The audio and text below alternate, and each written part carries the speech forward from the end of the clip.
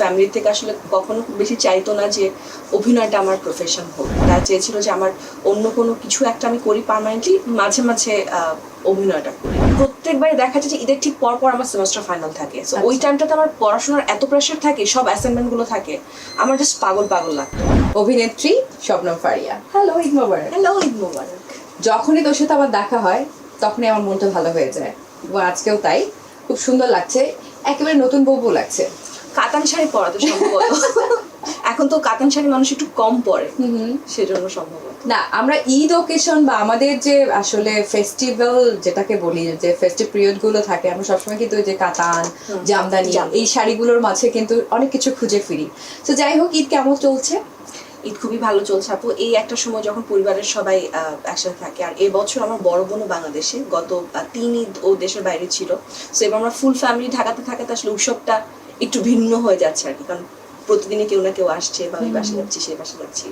এই তো আসলে তোর সাথে দেখা হওয়ার সাথে সাথে আমি এত এক্সাইটেড হয়ে গিয়েছি। দর্শক, আপনাদেরকে আরো একটা পরিচয় আমি পরিচিত করতে চাই শবনম ফারিয়ার সাথে।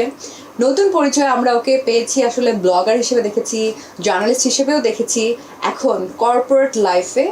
কেমন যাবে দিনটা? কংগ্রাচুলেশনস।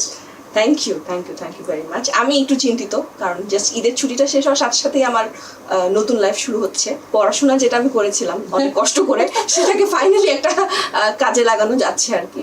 এই না, এটা খুবই সুন্দর একটা জিনিস যুক্ত হলো ক্যারিয়ারে আর কি।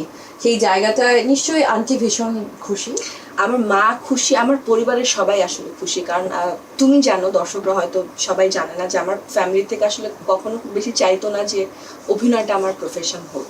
মানে শখের বসে যখন প্রথম করেছি তখন ওরা খুব খুশি ছিল, বাট যখন রেগুলার কাজ করা শুরু করলাম তারা আসলে সেটা চায়নি। তারা চেয়েছিল যে আমার অন্য কোনো কিছু একটা আমি করি পার্মানেন্টলি, মাঝে মাঝে অভিনয়টা করি। কিন্তু সেটা আসলে আমার আসলে অভিনয় করতে খুব ভালো লাগছিল, এবং আমি ভীষণ এনজয় করেছি ওই টাইমটাতে। তো কোভিডের পরে যেটা আসলে আমার জীবনে অনেক ধরনের চেঞ্জ এসছে, কোভিড এসছে, এবং কোভিডের সবার জীবনে যে চেঞ্জ এসছে তার চেয়ে আমার জীবনে একটু বেশি চেঞ্জ এসেছিল আমার ব্যক্তিগত জীবনে। তো তখন আসলে আমার মনে হয়েছে যে আসলে শুধুমাত্র অভিনয় না করে যদি আমি আরো কিছু করি। সো ওই সময় আসলে আমি আবার একটা মাস্টার্স শুরু করি, মাস্টার্সটা জাস্ট শেষ হলো, তো তারপর পরই আসলে আমি অনেক জায়গায় অ্যাপ্লাই করা শুরু করলাম। সো ফাইনালি আর কি কিছু হচ্ছে। সো আমার ফ্যামিলি খুব হ্যাপি, স্পেশালি আমার মা আর বোন, যার পর নাই খুশি আর কি। তো সেই জন্য আসলে আমি খুশি। না, আমিও খুব খুশি যে নতুন পরিচয়ে আমরা ফারিয়াকে পাবো। দেখা যাক সেটা কতটুকু আসলে গ্লোরিফাই করে ফারিয়াকে। কিন্তু একটা সময় ছিল যে ঈদ মানে ফারিয়ার কাছ থেকে অনেক অনেক কাজ পাওয়া, বা ফারিয়ার ব্যস্ততার মাঝে ব্যস্ততা থাকা অনেক বেশি। এই সময়টা এখন একটু বেছে বেছে কাজ করা হচ্ছে। এবার ঈদে ফারিয়াকে আমরা কেমন ভাবে পাচ্ছি?